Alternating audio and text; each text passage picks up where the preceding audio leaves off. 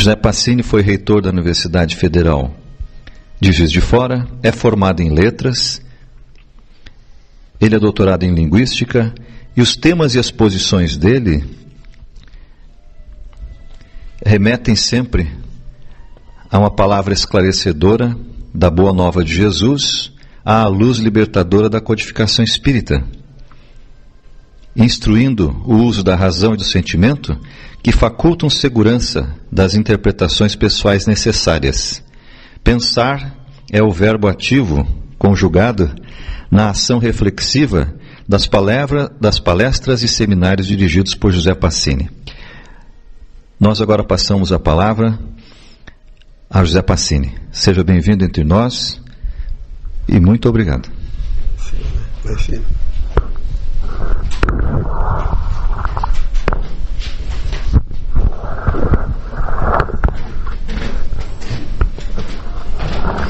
Dá para caminhar apesar da prova. Eu vou botar o microfone lá. Minhas irmãs e meus irmãos, muita paz, muita alegria de ter essa oportunidade de falar-lhes. Lamentavelmente, nós não vamos falar das maravilhas que a doutrina espírita nos traz em revelação, em incentivo para a prática do bem, enfim, para o nosso aprimoramento espiritual. Hoje nós vamos trazer um assunto profundamente desagradável, mas que é de necessidade prioritária no meio espírita, nós pararmos um pouco e analisarmos, primeiro, a nossa responsabilidade com o nome do Espiritismo.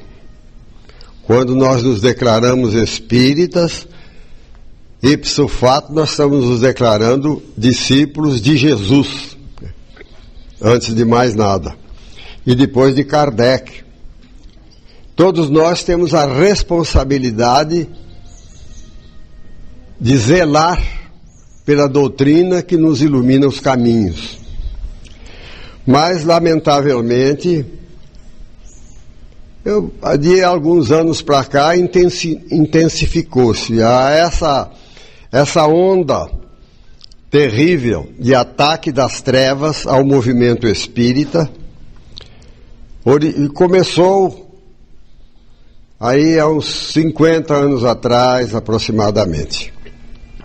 Mas de maneira muito vagarosa, muito simples e tal, e ninguém foi prestando atenção, porque essa é uma das técnicas das trevas, né? Não entra fazendo barulho nem tocando tambor. Ela vai devagarzinho entrando e a pessoa não percebe. Isso aconteceu no meio espírita. Apareceram umas obras, uma das quais eu vou falar aqui, né? E foram sendo vendidas, como essa em que eu me baseei, comprei em Juiz de Fora, na Livraria Espírita. Nós temos uma livraria muito boa em Juiz de Fora, fora as livrarias dos centros, né? Eu vi a obra, achei assim e tal, ninguém falou nada. Espíritas mais experientes que eu ficaram quietos, né? Foi deixando. Devagarzinho foram aparecendo outras, né? Até que chegou um momento, agora, esse momento aí de uns 10 anos para cá, houve um ataque mais intensivo das trevas. E nós temos de prestar atenção no seguinte, que antigamente o espiritismo era bombardeado. E vamos pensar bem em termos militares. Aqueles canhões jogando bombas em cima do movimento espírita.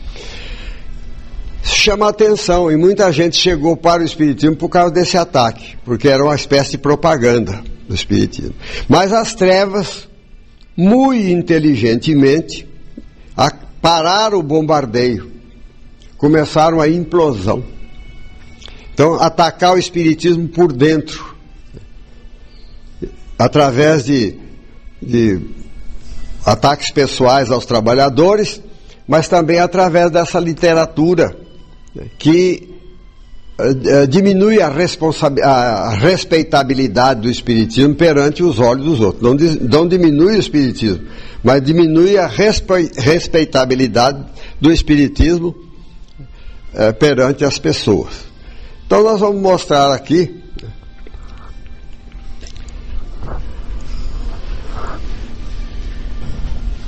por que é que o Espiritismo é atacado.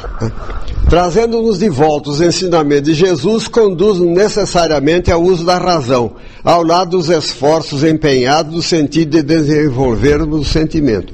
Esse binômio sentimento e razão nós sabemos que está presente na doutrina espírita. Mas nós temos motivos intelectuais, motivos que são originários no uso da nossa inteligência, para nós desenvolvermos o sentimento. Então eu vou desenvolver o meu sentimento porque eu sei que eu preciso desenvolver esse sentimento.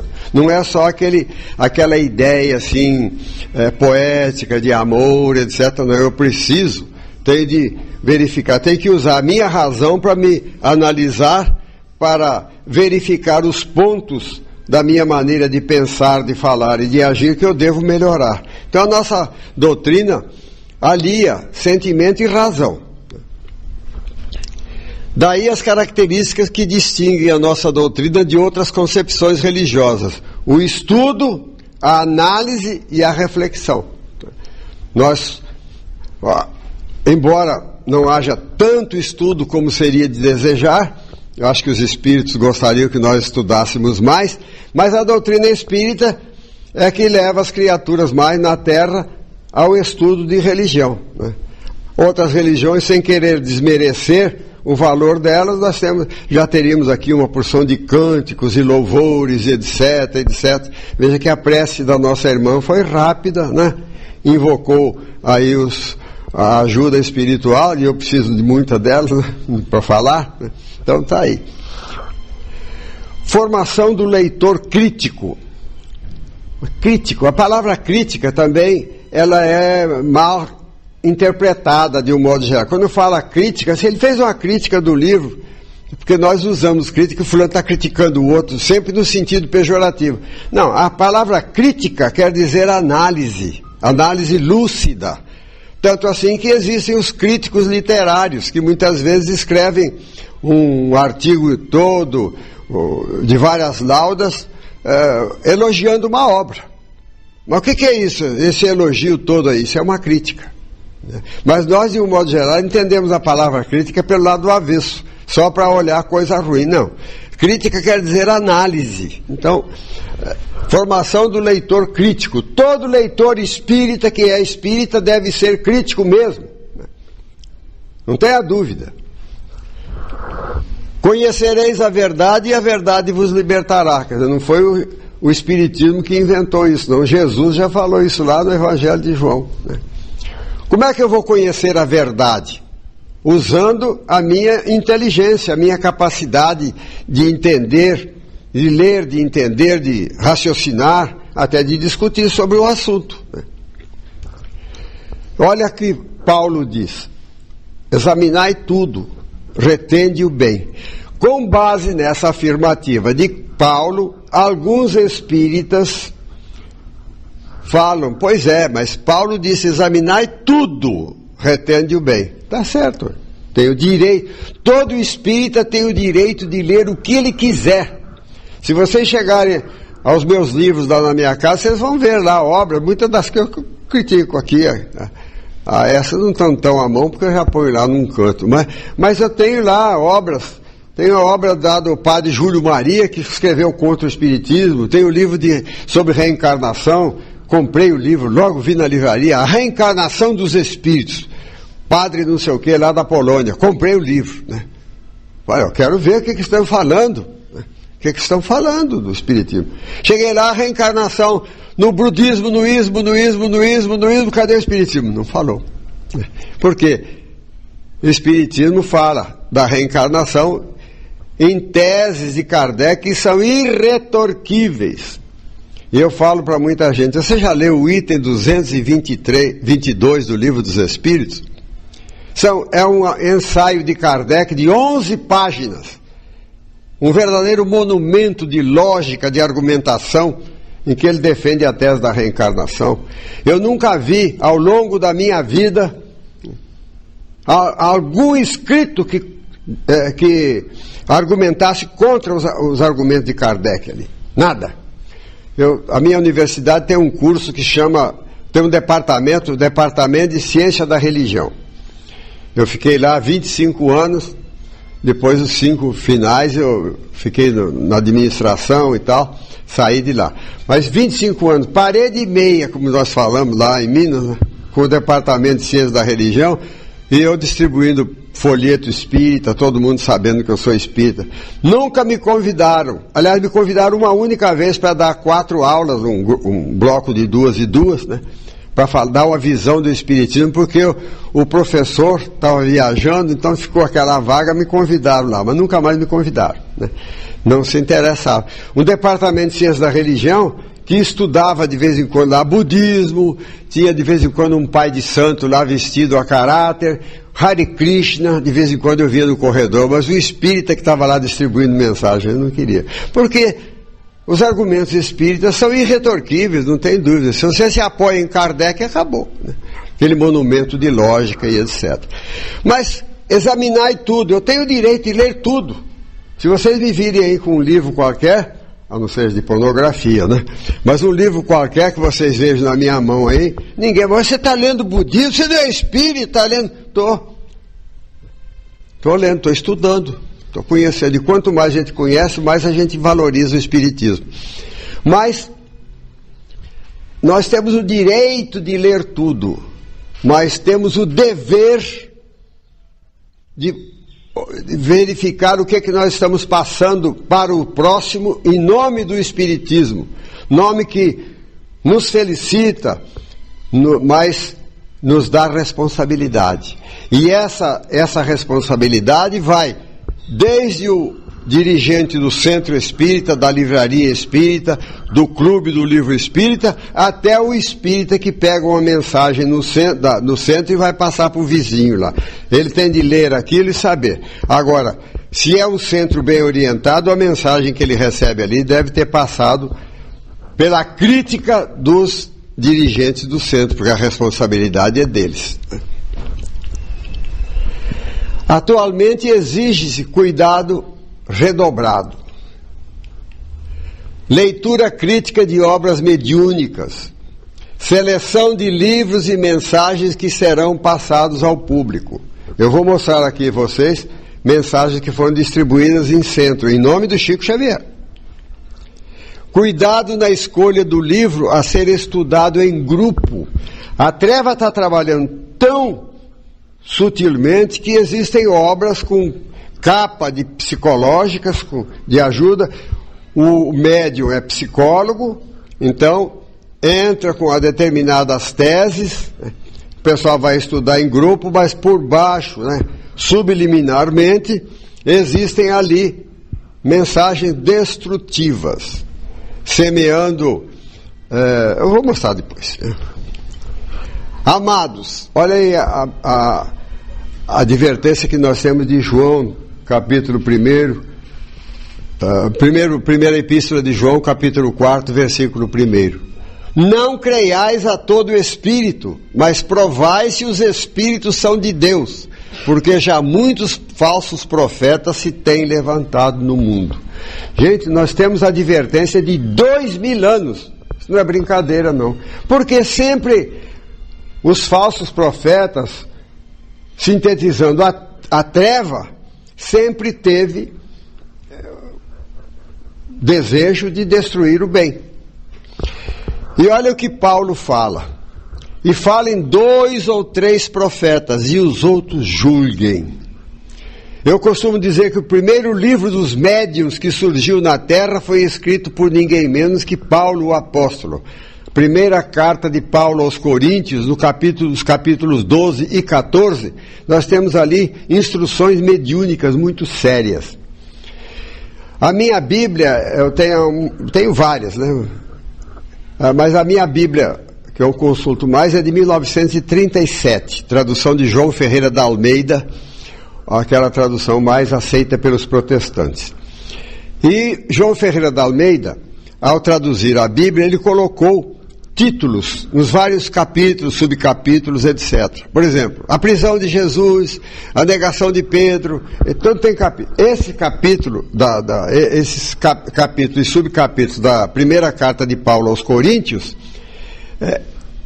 Paulo fala primeiro, no capítulo 14, versículo 1, ele diz assim: buscai a caridade, procurai desenvolver os dons, sobretudo o dom de profetizar. O que é profetizar? É profeta. O profetizar eles usavam como o médium que hoje nós chamamos psicofônico. A gente subentende ali perfeitamente que Paulo está fazendo uma distinção entre o médium curador, porque ele também dá, né, nessa primeira carta aos Coríntios, nos capítulos 12 e 14, ele dá, ele anuncia os vários tipos de mediunidade. O dom de curar, o dom de falar línguas, E ele fala também o dom de discernir espíritos. O que é isso? No contexto mediúnico. É a mediunidade intuitiva que o dirigente da reunião deve se esforçar para desenvolver, a fim de ele, sem ter informação direta do espírito com o qual dialoga, ele saiba, ele recebe intuitivamente. É o dom de discernir espírito. Você veja onde Paulo chegou. E ele diz aí: e falem 2 ou 3 profetas e os outros julguem. João Ferreira da Almeida colocou aí como título dessa parte, que ele da necessidade de ordem no culto. Entende-se perfeitamente que o culto era a reunião mediúnica. E ele diz o seguinte: que falem 2 ou 3 profetas e os outros analisem. Gente, é uma palavra que nos vem há 2000 anos. E tem gente engolindo tudo que fala na mesa mediúnica aí. E pior ainda, quando escreve umas bobagens, imprime aí e distribui no centro, né? Nós temos hoje até, desgraçadamente, desenvolvido um correio do além. E está funcionando muito lá em Uberaba. E o nosso irmão Carlos Antônio Batelli. E eu vou falar o nome de todo mundo, sabe? Porque há uma coisa, mas você não deve falar o nome do irmão e tal. Aí eu falo assim: é um bicho muito grande, que ruge muito alto, tem uma juba, muito grande, a mulher dele não tem juba, né? Todo mundo fica sabendo que é o leão. Por que eu não falo que é o leão, né? Então ficar fazendo aqui rodeio para falar. É o nosso irmão Carlos Antônio Batelli, né, que está produzindo obras que nós vamos ver aí. Então tem de julgar a obra. Bem, eu vou começar por uma obra que causa até hoje problema no meio espírita. A primeira obra que apareceu quando Kardec publicou o Espiritismo. O Espiritismo, na sua condição de cristianismo redivivo, não poderia deixar de receber os ataques das forças contrárias ao esclarecimento e à libertação do espírito humano. Nós sabemos que todo aquele que traz verdade ao mundo paga um preço caro. Vide nosso Senhor Jesus Cristo, né? Pagou um preço caro. Chico Xavier, sem querer fazer paralelo, também pagou o que o Chico sofreu das necessidades naturais da vida pela pobreza e etc, mas também por ignorância de muita gente. Quem conhece a vida do Chico sabe perfeitamente o que ele sofreu, né? Mas o Espiritismo também, como doutrina, já sofreu um ataque no nascedouro, vindo através de Jean-Baptiste Rustem. Embora pareça um paradoxo, o volume e a intensidade dos ataques constituem um verdadeiro atestado da legitimidade do Consolador. Porque se vem para trazer uma verdade esclarecedora e etc., pode saber que vai enfrentar dificuldade, não vai remar em maré mansa não, né? Os espíritos falam muito isso, ensinam isso. A primeira e talvez a mais forte das investidas foi a publicação da obra de Jean-Baptiste Rustin, conhecida em língua portuguesa como Os Quatro Evangelhos. São 4 volumes que constituem obra fantasiosa, repetitiva, que pretendeu dar nova versão à tese da virgindade de Maria através de uma pseudo-gravidez que teria culminado no aparecimento de um bebê fluídico surgido de um parto fictício, de uma lactação aparente, de um desenvolvimento físico falso e de uma desencarnação enganosa. Porque a tese é que Jesus, que está lá no livro, Jesus, um espírito, não iria entrar na lama da terra, aquela coisa de separar, né? A lama da terra, ele não podia. Mas atrás disso está embutida a tese católico-romana da virgindade de Maria. E dizem os católicos que Maria foi virgem antes, durante e depois do parto, né? E para dar, eu não sei como é que explico, né? Então precisou toda aquela coisa na manjedoura, aquela coisa para enganar, a obra toda é de enganação. Então Maria seria uma enganadora, esse espírito sublime, né, que nós veneramos, né, como mãe da humanidade, etc. e tal, teria se prestado a essa pantomima, a essa enganação. Mas diz aí o espírito que ela foi, ali até um artigo há muitos anos, hoje ninguém mais publica nada em defesa de Rustin, mas disse lá que Maria foi envolvida pelos espíritos superiores, foi uma pseudociesis, a palavra técnica para dizer uma pseudogravidez, né? Então ela teve o ventre, segundo o livro, o ventre de Maria teria se entumecido, ela teve leite, etc. E os espíritos trouxeram o bebê para ela, né? Agora é de se perguntar, por isso nós precisamos raciocinar. Se Jesus veio, não tinha mais condição de habitar um corpo físico, ele poderia ter aparecido aí já de algum lugar, como um estranho que apareceu, um pregador do deserto que chegou para a cidade e começou a pregar, porque as verdades dele seriam aceitas ou não aceitas do mesmo jeito.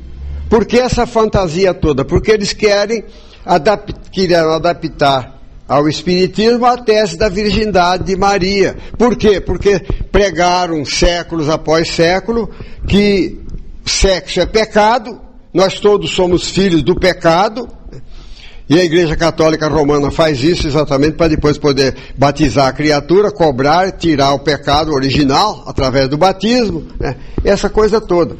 Então, Rustin publicou. Agora, a Federação Espírita Brasileira publicou essa obra. Eu tenho obra de algumas edições. A obra que eu tenho de 1972 contém até umas cartas de Rustin atacando Kardec. E a Federação Espírita Brasileira, na obra de 42 a primeira obra, e a outra é de 71. Essa de 71 tiraram essas cartas da obra de Rustin, né? Porque querem mostrar que Rustin era bonzinho e tal, mas ele teve problema com Kardec, né? Porque Kardec teve de contemporizar também com ele e tal, porque a doutrina estava surgindo. Ele arranjasse uma briga aberta com Rustin, o espiritismo não ia ficar, esses espíritos só brigando aí, coisa e tal, deixa para lá, né? Mas a verdade é essa. Então tudo seria enganação. Quer dizer, Jesus teria vivido sem comer, porque lá na obra diz o seguinte, que os espíritos escondiam a comida. Maria fazia, a mãezinha preparava aquela comidinha gostosa para o filho, os espíritos superiores vinham e sumiam com a comida, porque ele não precisava de comer. Diz que Maria amamentava o menino. Isso é verdade, pode ser verdade. Eu conheço casos de mulher solteira, até de animais, né, que amamentam, geram leite, né? Então Jesus mamava, mas os espíritos, como ele não precisava do leite, os espíritos tiravam da boca do menino, né, e voltavam para a massa do sangue de Maria. Toda a obra é assim, né? Essa obra, agora, nós não vamos ficar só discutindo a questão do corpo fluídico de Jesus, que já é uma aberração, já é uma barbaridade, né? Seria aquela enganação durante 33 anos, né? Ele fingindo que estava encarnado, fingindo que comia, mas não comia, né? Tudo. E depois, sendo crucificado, fingindo que desencarnou na cruz, mas não desencarnou, porque ele não tinha corpo, né? Físico e etc e tal. Eu tenho até um trabalho sobre a desencarnação de Jesus. Quem quiser, depois eu vou deixar meu e-mail, é só pedir que eu mando. Mas há pontos doutrinários, não é só a questão do corpo fluídico de Jesus, não. A ação da treva é muito mais avançada. Pontos doutrinários. Por exemplo, nós temos um ponto básico na doutrina espírita, que todos nós provimos da mesma origem, somos espíritos imortais, que vimos nos reencarnando. Um progresso atingido, você não volta. Eu vou explicar por quê. Olha o que ele diz aí. A encarnação humana não é uma necessidade, é um castigo, já o dissemos, e o castigo não pode preceder a culpa. Ele retoma aquela tese católico-romana, e também aceita pelos protestantes, da revolta de Adão, né, que está lá na Bíblia, no Velho Testamento, lá no paraíso, que foi expulso do paraíso, etc., decaiu, ele era um espírito... diz a Bíblia que era um espírito bom e coisa e tal, estava lá com Eva e tal, mas eles pecaram, foram expulsos do paraíso, jogados da terra. Eles já tinham a condição de anjos lá, né? E porque pecaram, aí veio o sexo como pecado, né? E foram expulsos para a terra. E Rustang diz o seguinte, que nós, humanidade terrena, éramos espíritos que estávamos no mundo espiritual, já ajudando o controle das estações, protegendo pessoas e tal, e tal, e tal. Mas, em determinado momento, nós nos rebelamos. Então, vocês todos são rebelados, né? Rebelamos contra os guias. Contra os guias. E aí fomos banidos para a Terra e encarnamos em criptógamos carnudos, que era um tipo de larva. Aí pergunta para o espírito que está comunicando, né? Mas como é que os outros bichos não comiam essas larvas? Né? Os guias protegiam. Você vê que coisa mais absurda. Eu não sei como é que tem inteligências brilhantes aqui no Brasil que aceitam isso, né? Alguém que conhece a obra, que já ouviu alguma coisa, vai dizer, mas Bezerra de Menezes era rustenguista. Bittencourt Sampaio também. Guion Ribeiro também. E outros luminares do espiritismo também eram rustenguistas. É só muito fácil de explicar. Eles eram católicos, possivelmente marianistas, muito piedosos, porque espíritos muito sensíveis, né? Quando apareceu a obra de Rustang, resolveu um problema deles, explicando o espiritismo, etc., mas não mexendo com o dogma da virgindade de Maria. Que beleza!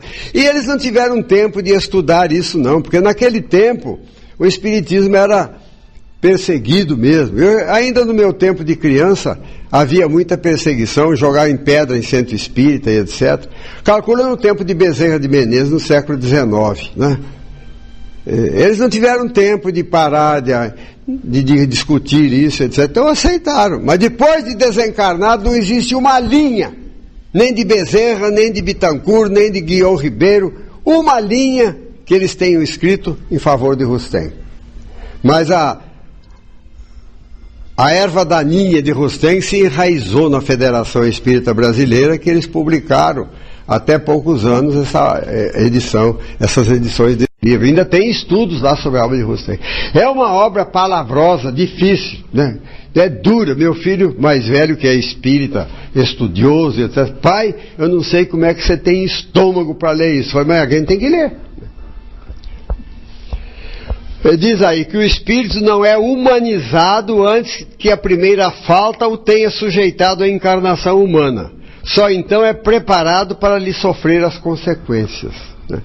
Você vê, isso aí é a história do pecado original, né? O espírito foi banido para a terra porque pecou no mundo espiritual.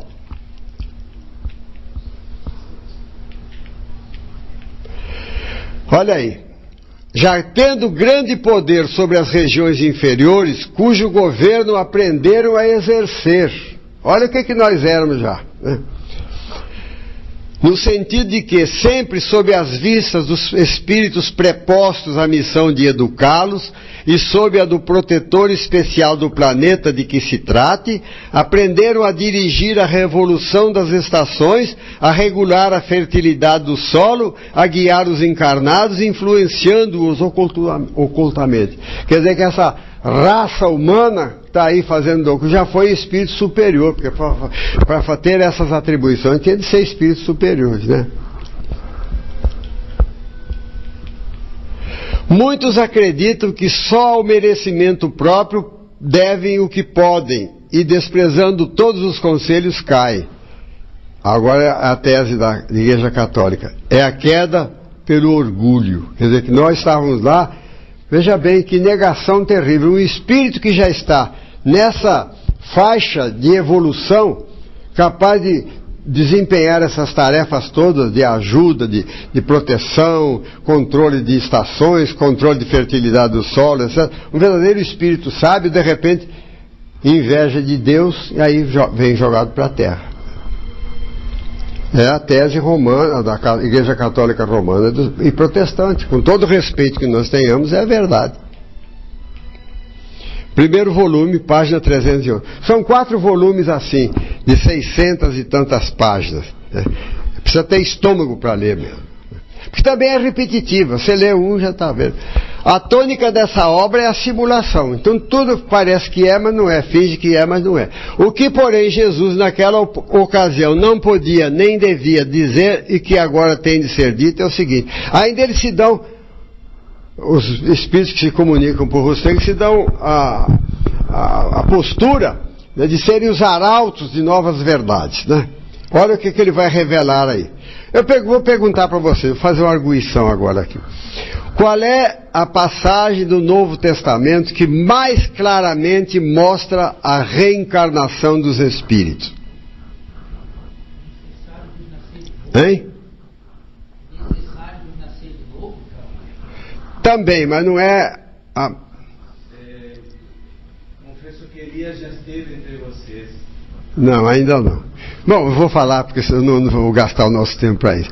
Está em Mateus, capítulo 17, versículos de 10 a 13.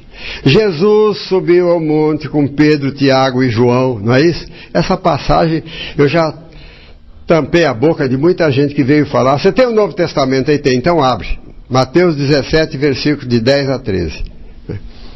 Está lá. Jesus, ora, se transfigura, aparecem ao lado dele Moisés e Elias.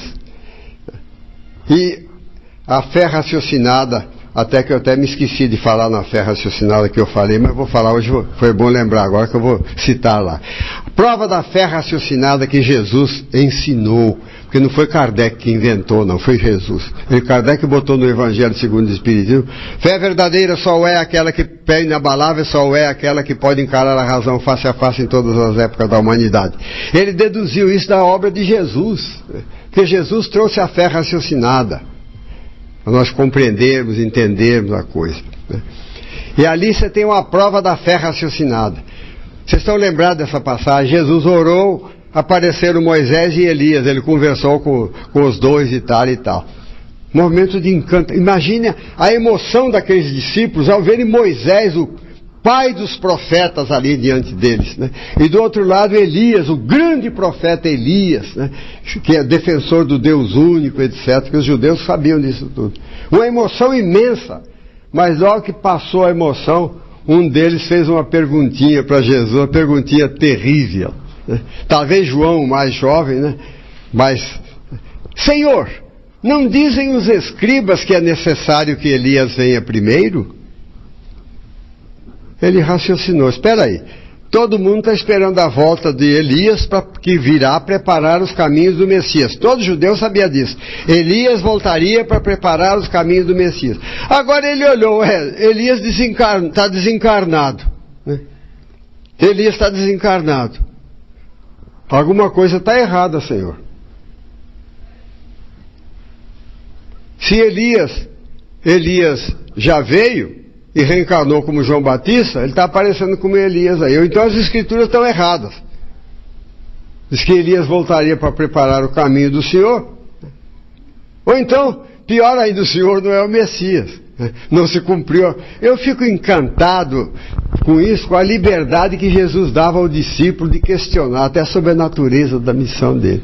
E Jesus, com a naturalidade daqueles que trazem a verdade, que têm segurança no que fala, disse assim, né? Em verdade digo-te que Elias havia de vir, quer dizer, ele havia de reencarnar. Mas ele já veio e não o reconheceram, antes fizeram-no padecer como farão padecer o Filho do Homem, porque Elias já tinha sido decapitado, né? Aí o versículo 13 diz o seguinte: e eles entenderam que Jesus lhes falara de João Batista. Pronto. Tirou a dúvida completamente, né? Por quê? Agora, o que fala nesse livro aí? Moisés, Elias e João Batista são uma única e mesma entidade. Aí perguntam no diálogo para Jesus, para o Espírito que está ditando, mas espera aí, Moisés e Elias são a mesma entidade, como é que apareceram aqui agora Moisés e Elias? Um preposto tomou-lhe a posição. Então você vê que é toda uma obra de enganação, né? Até diante de Jesus ia ter essa tapeação para os 3 discípulos que estavam ali. E as pessoas não raciocinam isso, né? O discípulo raciocinou, né? Se Elias está aí, né? Elias, não reencarnou, né? Como é que João Batista veio, né? Aí, isso aí já é Kardec. Não. Em Mateus aí. E surgirão muitos falsos profetas e enganarão a muitos. E por se multiplicar a iniquidade, o amor de muitos esfriará. Então muita gente chega ao espiritismo, quando vê certas coisas, deixa, isso aí é bobagem, é brincadeira, não sei o quê, porque recebeu uma mensagem tola, né? Olha o que diz Erasto, que eu falei. O primeiro livro dos médiuns foi lá, mas em Erasto tem essa advertência muito séria na questão 320, né? Melhor é repelir 10 verdades do que admitir uma única falsidade, uma só teoria errônea. Porque é um grande perigo a pessoa pegar um preceito errado, aí ela passa a defender aquilo, porque ninguém gosta de ser enganado. Então eu embarquei numa canoa furada e fico tentando tampar o buraco da canoa aí para não dar o braço a torcer, dizendo, né? De fato eu fui inocente mesmo. Isso aí não está certo.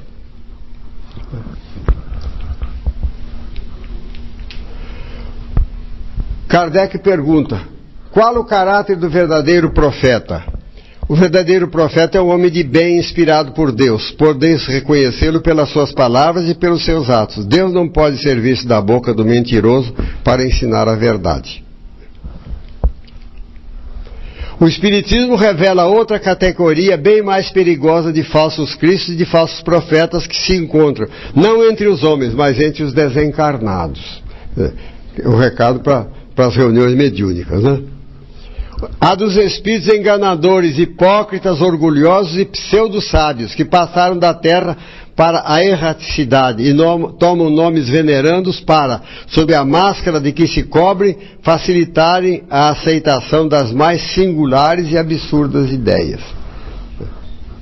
Então você vê um espírito falando muito bonito, com palavras muito bem torneadas, frases bem torneadas, etc., muitas vezes está falando mentira.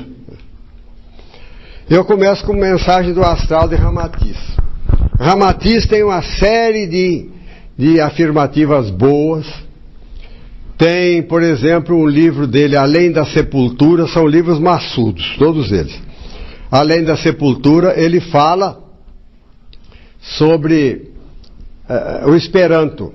São 100 páginas desse capítulo sobre Esperanto, irretocáveis. Tanto assim que esperantistas já fizeram uma separata e publicaram. Mas a gente não pode, porque tem uma coisa bem feita, bonita, etc., largar o resto, aceitar o resto. Vamos analisar o resto.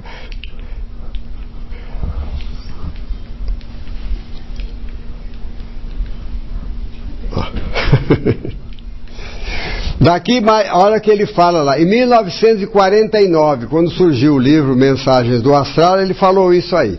1949, presta atenção na data. Daqui a alguns anos, os vossos geofísicos anunciarão apreensivos a verdade insofismável. Eu conheço a fala desses espíritos já porque eles se colocam na cátedra. Vós sabeis, etc. Nós aqui estamos ensinando, vós sabeis. Os vossos geofísicos anunciarão a verdade insofismável. O eixo da Terra está se verticalizando. Ora, isso aí, qualquer pessoa que tem uma noçãozinha de astronomia ou de geofísica, qualquer coisa assim, sabe que a Terra gira em torno de um eixo imaginário. Bom, se é imaginário, ele pode ser assim, pode não.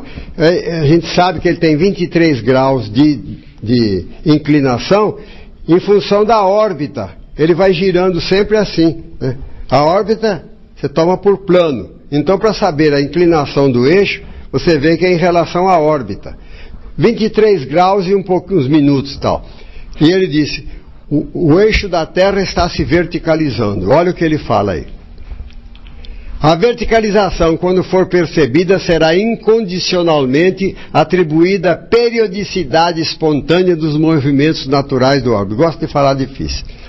Dificilmente a vossa ciência, haverá de aceitar a absurda notícia da aproximação de um planeta desconhecido nas cartas astronômicas. Ele disse em 1949 que esse planeta vinha vindo para cá, em direção à Terra, para levar os espíritos perturbadores, etc. A partir do próximo ano de 1950, eu já estava encarnado nessa época, manifestar-se-á junto à aura da Terra a primeira vibração sensível desse astro intruso, mas ainda de maneira profundamente magnética. Que maneira que pode um astro influenciar outro se não magnética? É a arte de falar, de repetir, para parecer assim, mais importante, né? Isto é, será uma expansão endógena, isto é, de dentro para fora. Eu nunca vi expansão ser de fora para dentro. Uma ação astroetérea, também não sei o que é isso. Pois na realidade o fenômeno terá início na esfera interior do vosso orbe. Quer dizer, a esfera interior da Terra vai determinar a aproximação do planeta que é 3.200 vezes maior do que a Terra. Estava a milhões ou bilhões de quilômetros. A influência da Terra sobre esse planeta é a mesma coisa que você botar aí uma pulga, né, a atrair um elefante. Até o final deste século, nós estamos agora no século XXI, né? Estava no final do século XX. Até o final desse século, libertar-se-ão da matéria 2/3 da humanidade. Já acabou o século, acabou? Saiu 2/3 da humanidade aqui. Então, é informação falsa. Através de comoções sísmicas, inundações, maremotos, furacões, terremotos, catástrofes, hecatombes, guerras e epidemias estranhas. Quer dizer, nós teríamos aqui, em vez de ter 3, tinha 2 pessoas me ouvindo aí, porque o resto tinha morrido tudo, né? Agora, é agressiva a inteligência da criatura. Agora você fala com a criatura que leu e embarcou nisso aí é o perigo desse. Ele não quer desembarcar, então ele fala assim, mas o tsunami mudou um pouquinho o eixo da Terra. Espera aí, foram alguns segundos, uma coisinha mínima que não alterou nada, né? Mas está aí. Então, a fase mais intensa da modificação física situar-se-á entre os anos de 1982 e 92, e os efeitos catastróficos se farão sentir até o ano de 1999. Graças a Deus nós já passamos, né? Pois o advento do terceiro milênio será sob os escombros que em todas as latitudes geográficas revelarão o maior ou menor efeito do fim dos tempos. Gente, isso aí... E como é que tem em Juiz de Fora um centro espírita chamado Ramatiz? Que se filiar à AME, quando eu era presidente da AME, nós não aceitamos. Ele tem uma pirâmide desse tamanho, um retrato de Ramatiz quase desse tamanho aí lá na parede, etc. Como é que você pode admitir uma coisa dessa? No mesmo livro, falando sobre Jesus, olha o que ele fala sobre Jesus. submisso e fiel ao mecanismo natural da vida humana criada por Deus, qual é a outra vida que não foi criada por Deus? Eles têm o dom de repetir o óbvio, mas de maneira enfática para impressionar. Sabia curar com a simples imposição de mãos, como aprendera com os essênios. Ele diz que Jesus aprendeu com os essênios. Mas isso aí foi desmentido 11 anos antes por Emmanuel no livro A Caminho da Luz. Caminho da Luz, o Emmanuel já fala, capítulo 12, belíssimo, sobre Jesus. Ele diz, existem correntes religiosas que dizem que Jesus teria vivido entre os essênios. Nada mais falso, porque a Terra conhece a perfeição de Jesus desde os seus primórdios. Seria a mesma coisa de Jesus ter fundado um jardim da infância e depois ter sentado lá e aprender a fazer garatuja com as crianças. Mas ele fala que Jesus aprendeu. Onde é que está a história dos essênios aí, de grandes curadores? Porque até hoje nós sabemos que Jesus curou cego, leproso, paralítico, estrupiado, endemoniado. Mas quem é que os essênios curaram? Porque os mestres deviam curar mais que ele. Está aí. Agora, olha aí, o que quer dizer essa última frase? Que beleza. E usavam uma terapêutica afim com o seu tipo psicofísico e temperamento espiritual. É bonito, né? Mas só rapaz. Chegou na hora, né? Vamos fazer um intervalo, então. Bom, esse livro surgiu há uns 50 anos, mais ou menos. Esse médium eu conheci. Ele tem um livro extraordinário chamado Materializações Luminosas. Ele era delegado regional do estado de São Paulo. Ele morava em Guaratinguetá. E lá houve uma reunião mediúnica com o famoso médium Peixotinho, das materializações luminosas. E ele, como delegado de polícia não espírita, foi convidado a verificar a veracidade, a legitimidade dos fenômenos. Então, com a acuidade de um delegado de polícia, de um policial, ele verificou todas as possibilidades de fraude, etc. e tal, e escreveu um livro, Materializações Luminosas, umas 400 páginas, com fotografias, etc., e se tornou espírita. Se tornou espírita, mais tarde desenvolveu mediunidade, entrou na política, eu conheci pessoalmente, entrou na política, era uma pessoa assim um tanto entusiasmada e tal, e botava muita emoção na frente do raciocínio, da análise, e acabou desenvolvendo mediunidade, se tornou político, fundou um jornal lá em São Paulo, e aí começou. Aí ele escreveu um livro, Sexo Além da Morte, que eu vou mostrar a capa só do livro aqui. Esse Sexo Além da Morte eu devo tê-lo lido aí pelo ano de 40 e... ele saiu na década de 40. Eu li o livro, um sobrinho meu, entusiasmado, me deu o livro de presente, né? Eu fui grifando o livro inteiro, barbaridade. Venderam na livraria espírita, lá de Juiz de Fora, ninguém espírita, experiente lá, falou nada, eu também deixei o livro lá, tinha muita coisa que fazer, deixei lá. Passado anos, ele escreve esse Abismo. O Sexo Além da Morte é uma barbaridade, né? É uma barbaridade. Vocês vão ver a capa só do livro aí, né? Que eu nem escrevi. Mas esse Abismo, eu vi lá na União Espírita Mineira, lá em Belo Horizonte, né? Vocês vão ver o livro. É porque muitas vezes o livro não tem questões doutrinárias, mas tem questões para ridicularizar o espiritismo. Mostrar que os espíritas são aí pessoas que não pensam no raciocínio nem nada. Olha a descrição do guia. Ele descreve o guia dele.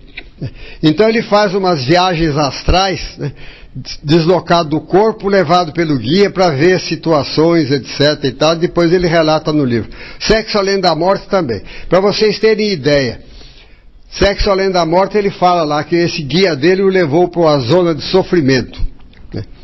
Nós sabemos que zona de sofrimento, toda criatura que está em zona de sofrimento está em um lugar desarmônico, onde não há beleza, né? Onde não há delicadeza, nem de formas, nem de palavras, nem de nada. E ele diz que passou lá num determinado lugar, veja o título do livro, Sexo Além da Morte. Ele disse que passou lá numa colônia, onde havia adolescentes lindíssimas, nuas e tal e coisa. Por aí vocês veem o livro. E o livro vendido em livraria espírita aí. Mas na época não havia tanto despertamento para criticar. Olha aí a descrição do guia dele. Veja que é uma coisa para ridicularizar o espiritismo, né? É uma coisa triste, uma coisa... Longos cabelos brancos, ligeiramente enrolados, como se fossem cordas, desciam-lhe pelos ombros. Ele está descrevendo o guia dele. Rosto enorme, redondo aquadradado. Eu vou pedir para algum arquiteto que tem aí para me explicar o que é redondo aquadradado. Com um pescoço taurino e peito descomunal. Quer dizer, se eu tivesse aqui esse pescoço taurino e esse peito descomunal, vocês estavam com medo de mim aí, né? Aí ele disse, eu só peguei uns pedacinhos assim, porque é muita coisa. Ele disse que ele estava lá no alto, a 325 mil quilômetros da Terra. Quer dizer, estava perto da Lua, que a Lua é 384.400 metros de distância da Terra, média, né? Então ele estava um pouquinho para cá da Lua. Ele via a Terra lá embaixo. Você não vê nenhuma descrição dessa na obra de André Luiz. Os planos espirituais são razoavelmente próximos da Terra, não estão lá perto da Lua, não. Porque André Luiz em Nosso Lar fala o luar, etc e tal, estava abaixo. Então ele estava acima, muito acima de Nosso Lar e outros planos lá, os dois voando lá. Aí ele disse que desceram. Orcus era o nome do guia dele. Segurou-me fortemente e compreendi que diminuímos a velocidade como 2 torpedos que chegassem ao objetivo. Você não vê essa descrição em André Luiz? Você vê que eles caminham lá ou então usam a volitação. Mas não tem nada disso. Praticamente um Superman. Hein? É um Superman. É, exatamente. Voando direto, né? E eles aí vieram voando, pousaram na ponta de um penhasco. Esse penhasco, eu vou descrever aqui porque não dá para escrever tudo. É um buraco, tinha um penhasco e depois tinha um buraco que ia para as profundezas da terra, onde estava o abismo, a zona de sofrimento. O inferninho particular espírita, né? À nossa frente, numa distância indescritível para o pensamento humano, você vê, é a mesma coisa do Rustem aí, né? Quando se coloca assim, indescritível para o pensamento humano. Você não tem condição de entender isso e tal e coisa. Uma criatura de grandeza excepcional e de uma perfeição assombrosa. Tão belo que produzia na minha alma verdadeira vertigem. Devia ser uma pessoa um espírito muito bonito. Acreditei em enlouquecer. Eu nunca vi ninguém enlouquecer porque viu alguma coisa bonita, né? Eu estou mostrando o ridículo da coisa, para mostrar a infantilidade das ideias e como espíritas leem isso e não devolve o livro lá. Me dá meu dinheiro de volta que isso aqui não é espiritismo não, né? Pousado em penhasco elevado e pontiagudo, com longas asas descendo-lhe sobre as espáduas cintilantes, um anjo de sublime beleza dominava o abismo. Agora eu tenho que depois explicar para uma pessoa que anjo não tem asa, que eu falo. Lá no Novo Testamento não tem nada que autorize você a imaginar que o anjo tem asa. Anjo é uma palavra que significa espírito apenas, um mensageiro, conforme a origem da palavra lá do grego e tal, né? Vi um anjo com asa e tudo, pousado lá no penhasco. Era o guardião do abismo. Aquele é Gabriel que assiste diante de Deus, declarou Orcus com acento carinhoso e profundo. Aí dá vontade até de você tocar os acordes musicais depois dessa frase, né? Gabriel é aquele espírito superior que anunciou a Maria que ela trazia no ventre o Messias. Vocês estão lembrados dessa passagem? Chamado anjo Gabriel. É um espírito. Ora, que espírito é o José Passini que Deus vai mandar para anunciar que vem Jesus? Não, tem de ser um espírito muito elevado para ter essa nobre missão de anunciar a vinda do Messias e tal, né? Coitado, Gabriel passou de mensageiro celestial a carcereiro do inferno, né?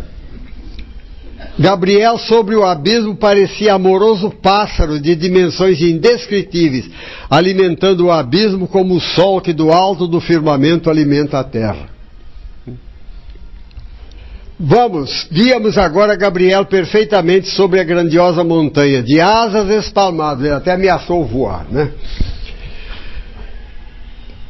Com as mãos espalmadas para nós, irradiava luz e amor, era de uma beleza indescritível e o rosto iluminado ofuscava-nos o olhar. Olhei-o apenas um momento, escondi o rosto para não ficar cego. É uma coisa que agride o raciocínio. Como é que uma beleza pode deixar alguém cego? Como é que alguma coisa espiritualmente elevada pode atacar uma criatura? Agora ele falando sobre os habitantes do abismo, lá do... Pior que o umbral e as trevas, né? Onde estavam os espíritos sofredores. Olha aí. Aos que se precipitam nas formas vegetais e vivem agora aprisionados ao que se poderia chamar de inércia aparente. São corações aflitos e consciências que se foram caindo e atingindo a inconsciência. Começaram a percorrer para trás a escala da evolução. Isso é antidoutrinário. Como é que percorre para trás a escala da evolução? Irão até o mineral e descerão um pouco mais, abaixo do mineral. Nessa ocasião poderão sofrer uma espécie de explosão atômica que desagregará o próprio ser, quer dizer, a morte do espírito. Quer ver? Tem sentido. Esse livro eu comprei da Livraria Espírita de Juiz de Fora. Isso há 50 anos atrás, né? Mas já devia ter alguém que olhasse o que estava vendendo em nome da doutrina.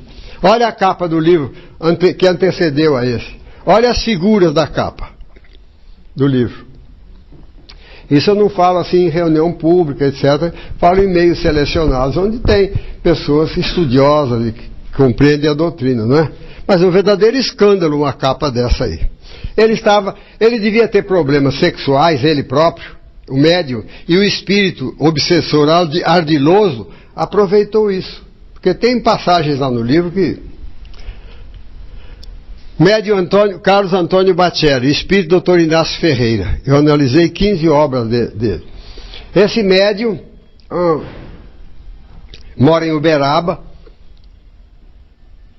tem um abrigo para idosos.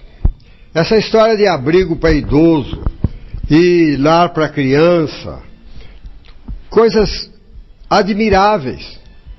Mas você não pode pegar qualquer fonte de renda para sustentar isso. Tem que ter uma fonte de renda compatível com a dignidade, a sobriedade e a elevação da doutrina espírita. Eu não posso pôr aí vender aí, fazer determinadas lojas com determinados artigos aí para vender e tal, que comprometam o nome da dignidade, o nome da instituição. Eu não posso vender, por exemplo, botar uma banca de jornal para manter Mas a banca de jornal que eu estou vendendo lá, estou vendendo revistas escabrosas aí, como Playboy, etc, etc. Não é compatível, é a mesma coisa de eu vender isso no centro espírita. Tem de pensar nisso. Agora, muita gente acha, não, mas isso aí é em benefício do... O Carlos Antônio Bacelli, ele tem lá em Uberaba um abrigo de idosos. Então, em nome desse abrigo, ele vende as obras dele. Mas as obras fazem um trabalho completamente destruidor para o espiritismo, né? Olha aí, ele fala... Vocês ouviram falar do Dr. Inácio Ferreira, né? Lá de Uberaba. Eu conheço o nome dele desde que eu era jovenzinho, adolescente. É um homem que teve a coragem naquela época de enfrentar o meio médico, se declarar espírita, ser diretor de um hospital espírita, tratar doentes com passe, água fluida e medicamentos. Ele escreveu 3 livros, traduzidos até em língua estrangeira, que ele mostrou ali. Porque para até o Inácio Ferreira, de um modo geral, os espíritos, qualquer coisa que tinha de perturbação, era espírito. Obsessor, encosto, não sei o que e tal.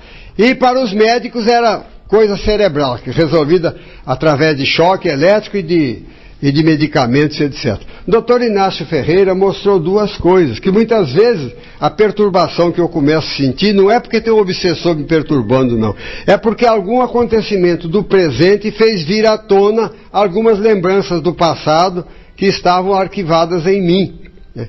Então, muitas vezes, é até um tratamento psicológico. É claro que o Evangelho vale sempre.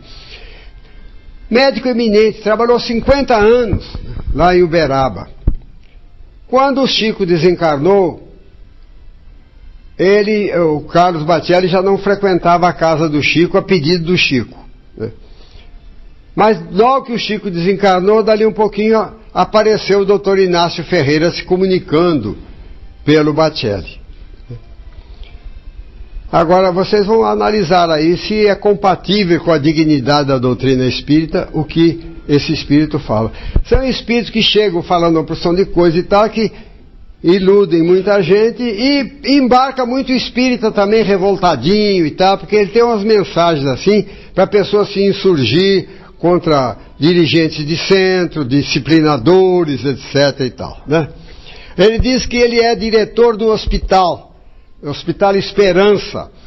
O Divaldo revela, através de Manuel Filomeno de Miranda, ou Manuel Filomeno de Miranda através do Divaldo, revela que Eurípides Barçanufo fundou um hospital no mundo espiritual chamado Hospital Esperança, e que recebe lá muitos espíritas. Olha, eu entendo isso, que o espírita desencarnado, que não tem grande evolução e tal, vai lá, se interna lá para se adaptar à vida espiritual. Mas ele não entra no 0 quilômetro, ele já entra com conhecimento pelo teórico de mundo espiritual, etc. É mais fácil.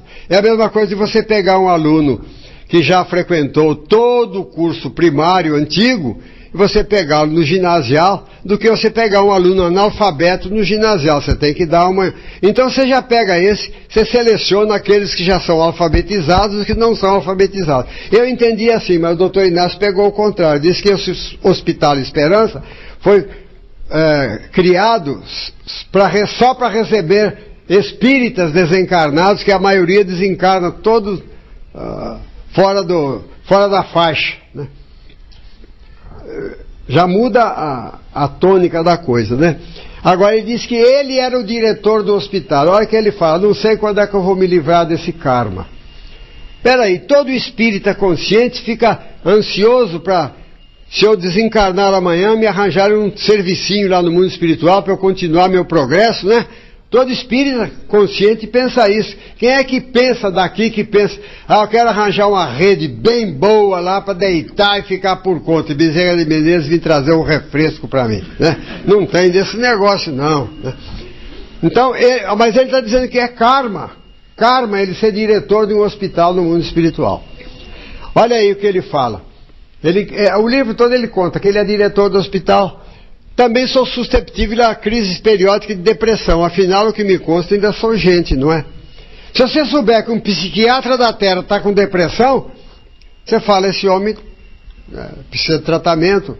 Mas ele não vai ser diretor do hospital. Uma pessoa passível de acordar com depressão? Sobre a questão de... Isso aí eu estou pegando assim por cima, que são essas 15 obras que eu analisei, né? Sobre a questão de Chico Xavier ser a reencarnação de Kardec. Essa é uma outra aberração, uma barbaridade, que os espíritos inferiores colocam na pessoa de espíritas invigilantes para ficarem discutindo se Chico foi Kardec, se André Luiz foi Carlos Chagas, e perdendo tempo em vez de aprender doutrina espírita, de praticar a doutrina espírita, de fazer a sua reforma interior e etc, né? Perde tempo, ficam perdendo tempo e etc. Eu escrevi até um artigo aí, agora estou chamando de arqueólogos espirituais, quer dizer, são aqueles que vão fazer escavações, né? Escavações para saber quem foi quem, né? Está lá no Evangelho segundo o Espiritismo: se a misericórdia de Deus houve por bem lançar um véu sobre o passado, etc. e tal. Então por que você lê o Evangelho? Não é para aprender? Está lá. Olha o que fala esse espírito obsessor que botou na boca de Antusa. Antusa era uma médium que eu conheci lá em Uberaba, muda, voltada, médium muda. Ela dava passe o dia inteiro na casa dela.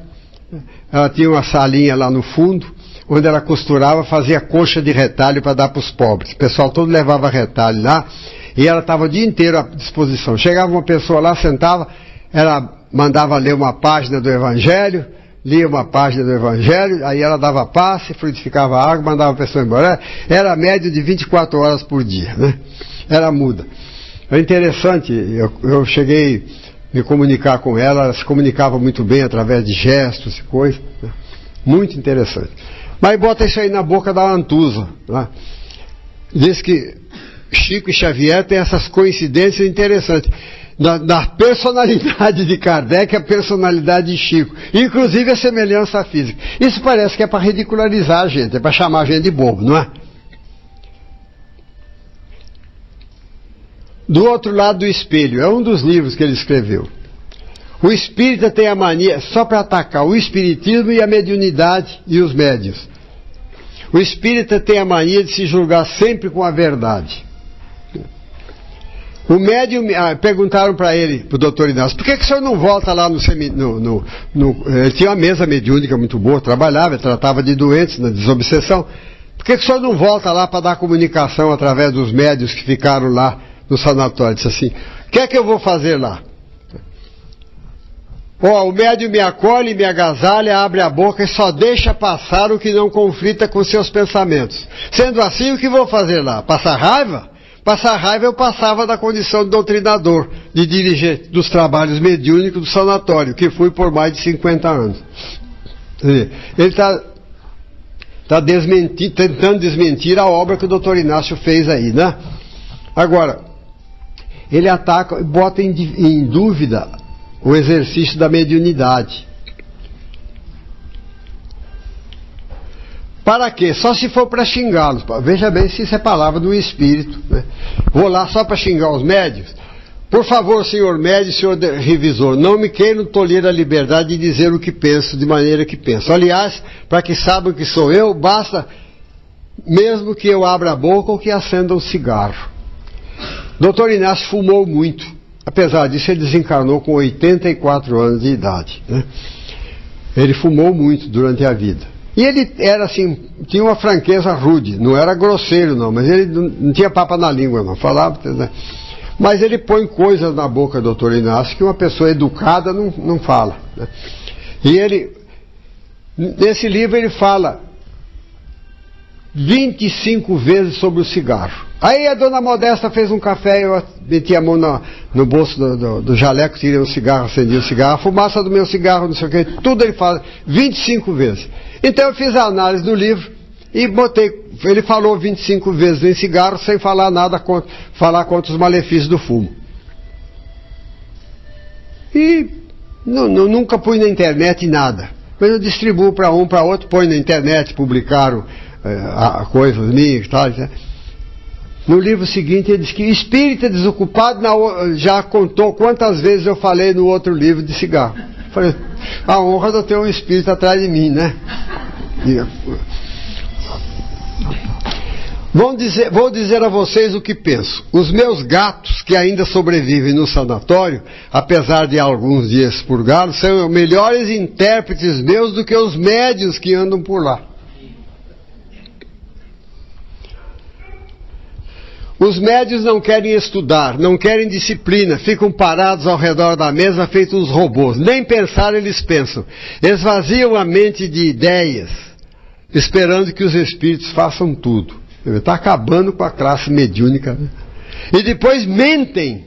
Dizem que são inconscientes, que não se lembram de nada. Isso é para semear no novato, etc. e tal, para semear dúvida, né? Nós, os considerados mortos, em matéria de mediunidade, temos de nos contentar com essa percentagem. 30% nosso, 70% do médium. Isso aí é uma forma sutil. Sutil não é bem a palavra, não é? Matreira. De desacreditar a obra de André Luiz. Então você fala assim, será que era 70% do Chico e 30% de André Luiz? Quando é 50%, pelo menos para cada lado vá lá. Então quer dizer, 50% pelo menos de nosso lar é da cabeça do Chico. Está dito aí. Então a obra mediúnica, de um modo geral, 50% é para causar mesmo descrença. Raro o médium que nos permite o empate. Isso sem falarmos dos médiuns que vivem colocando palavras inteiramente suas em nossos lábios. É um tal de termos dito sem termos dito nada. Os médiuns hoje querem improvisar. Quanta mistificação. Fala, doutor Inácio. Isso aí é um livro que ele, sem o devido respeito ao leitor, ele não conta, não se dá o trabalho de dizer como ele escreveu esse livro. Porque é uma entrevista que ele entrevistou o espírito do Dr. Inácio. Mas ele não diz que escreveu as perguntas e depois apareceu o Dr. Inácio, ele perguntou, o Dr. Inácio escreveu por ele as respostas, ou ele ouviu as respostas do Dr. Inácio e escreveu. Não, simplesmente ele começa a pergunta assim, como ele começa também com o Chico. Ele teria, eu vou falar teria entrevistado o Chico depois de desencarnado. Na apresentação da obra já há uma defesa prévia consubstanciada nos ataques aos que analisam e aos que leem. Ele me escreveu uma mensagem e dizendo que eu estava tomando ares de inquisidor, que eu estava querendo